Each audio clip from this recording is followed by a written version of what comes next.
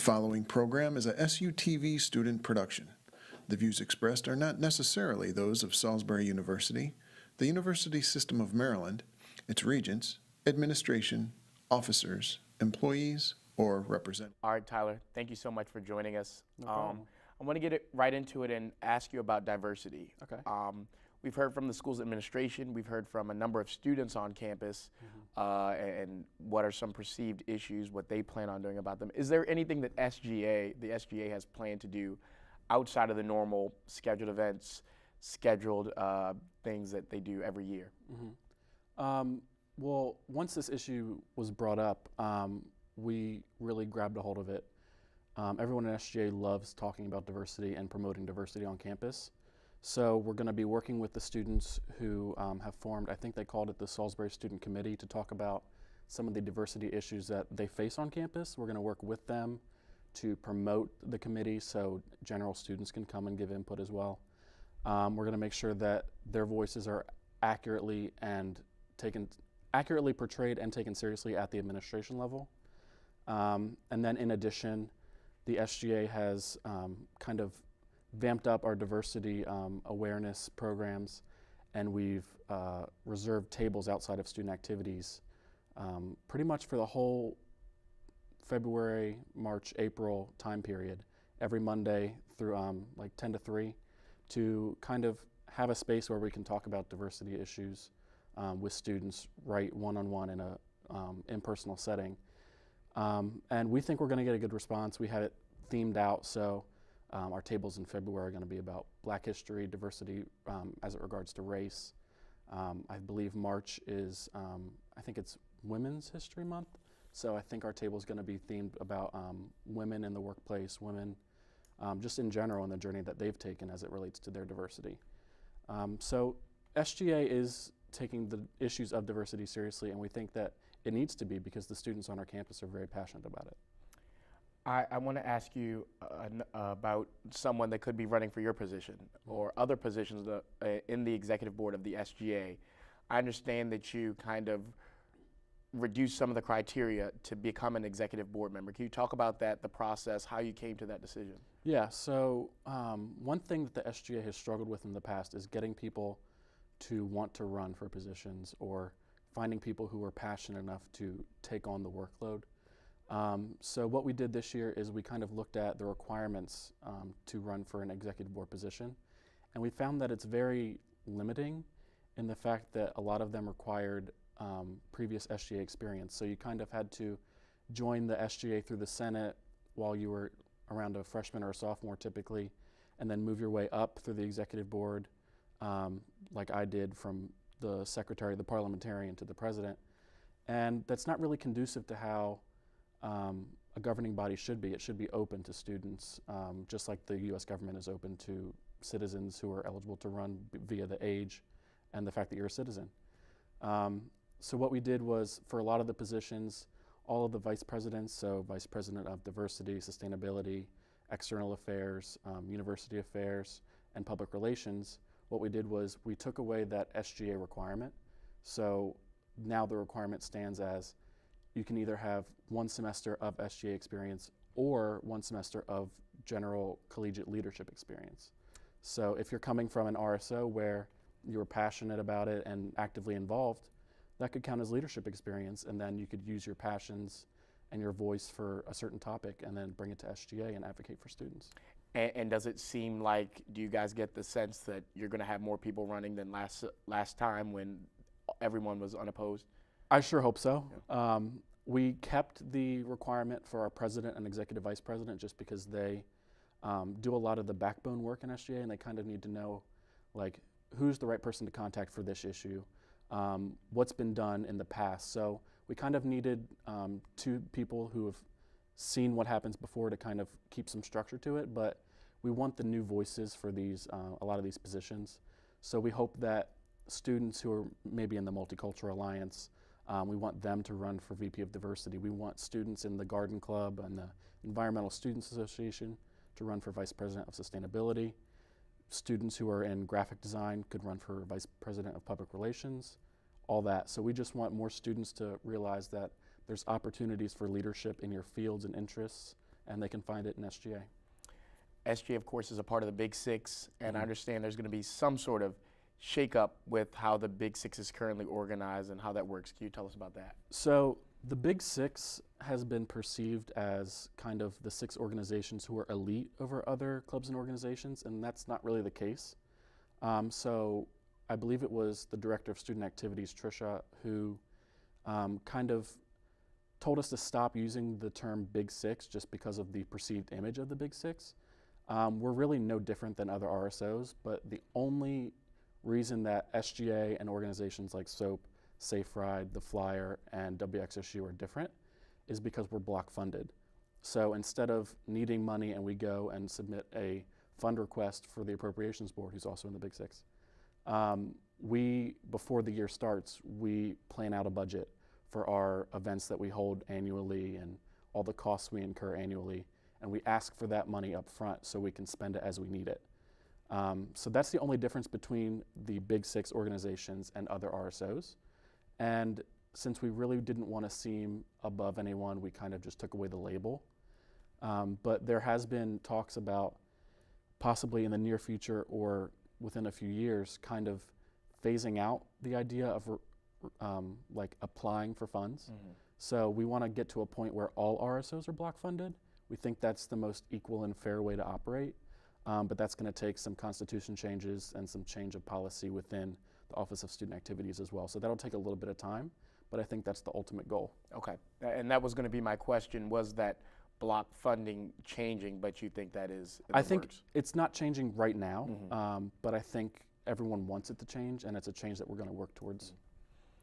I want to ask you now about some of your more general plans and initiatives for SGA for this coming semester.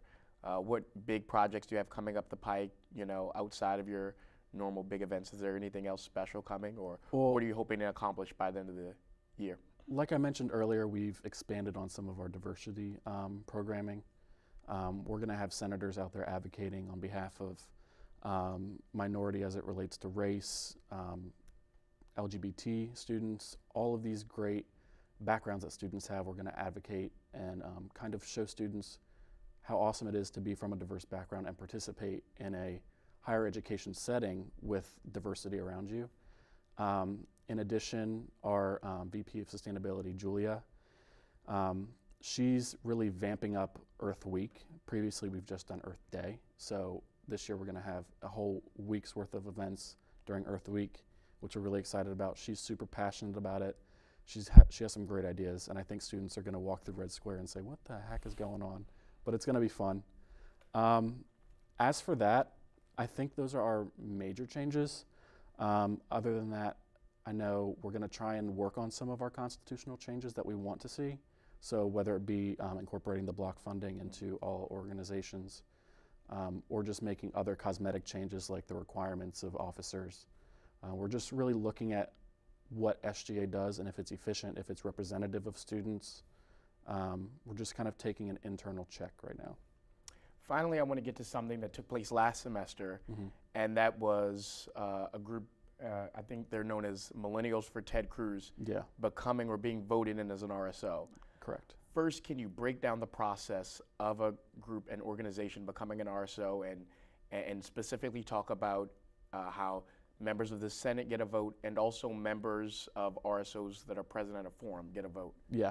So when an organization is going to be started, they need 10 members, they need a constitution just to kind of have a structure and a support base for the club.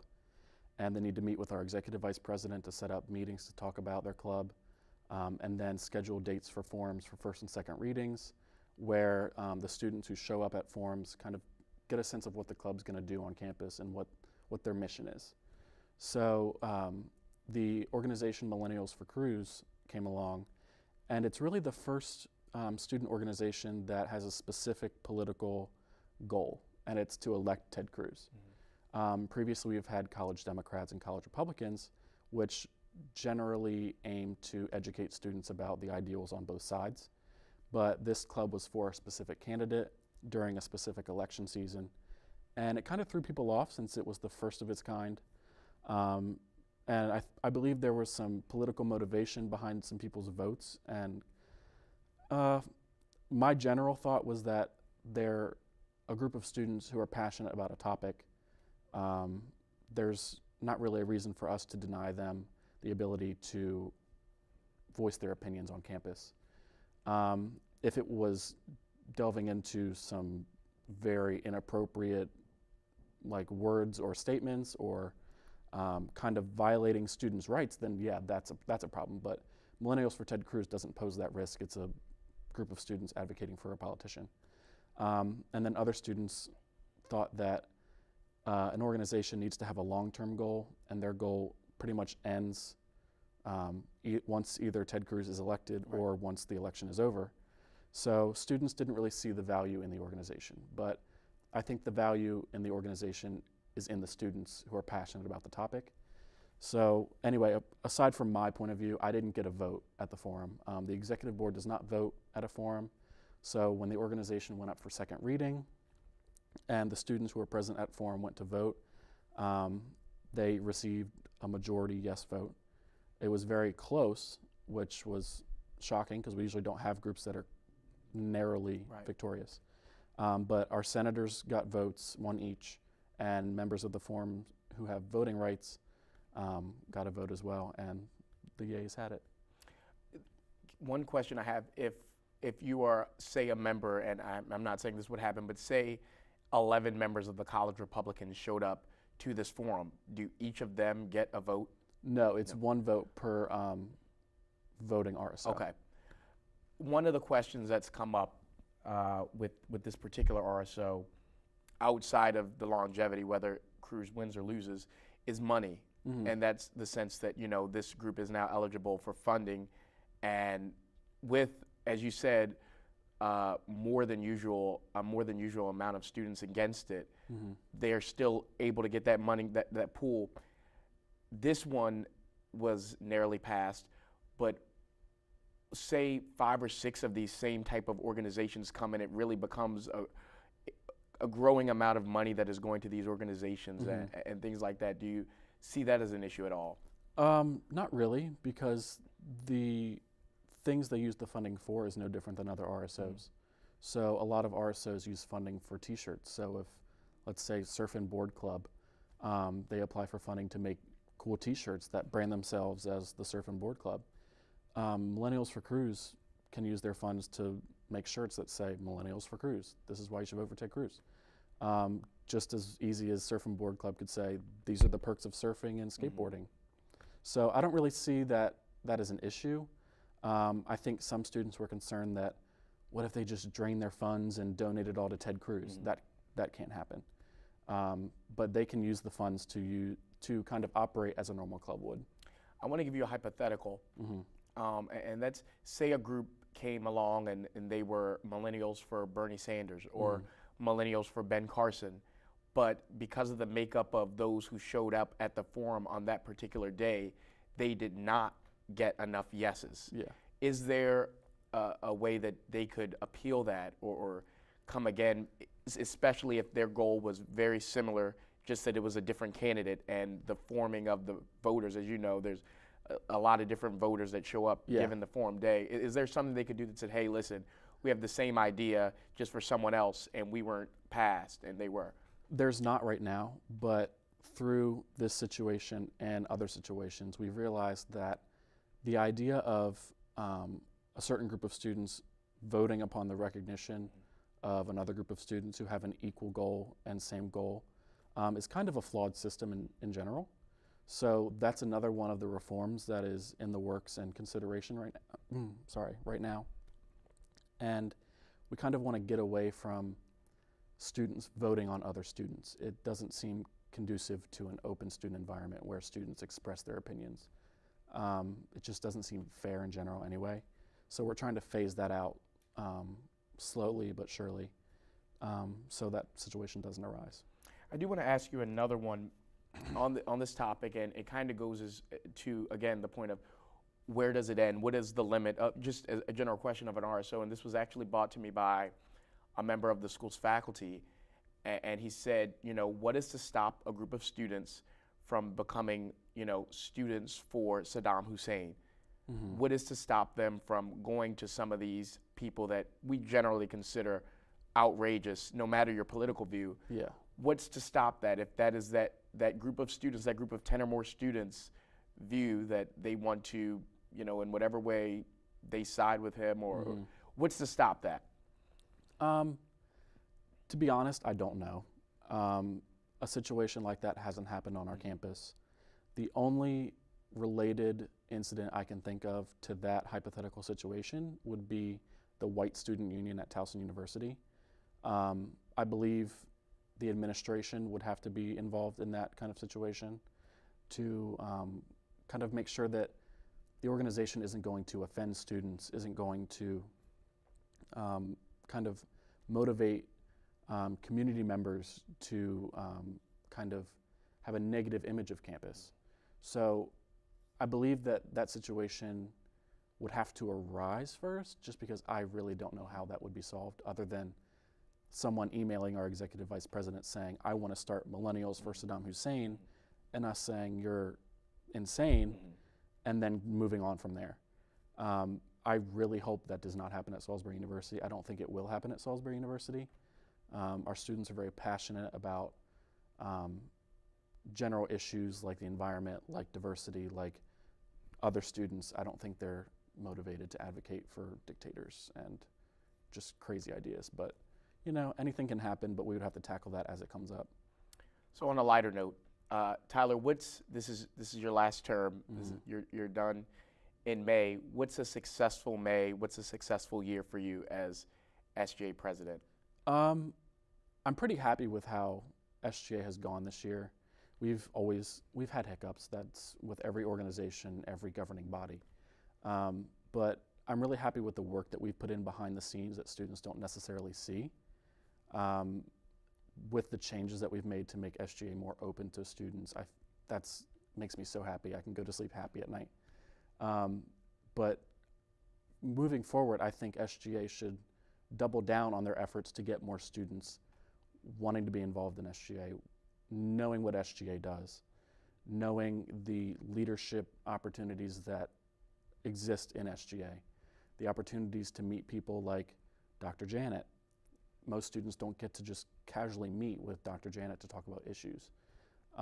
Most people don't get the chance to go to Annapolis and meet with lawmakers and advocate on behalf of students for higher education needs.